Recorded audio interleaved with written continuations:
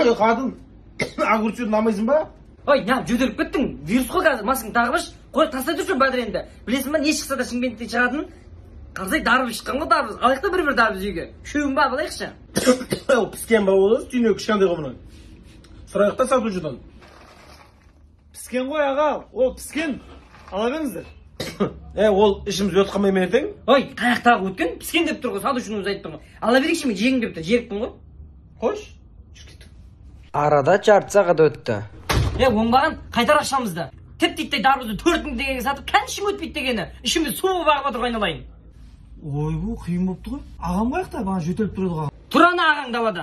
Жөтелуге қорқып тұр.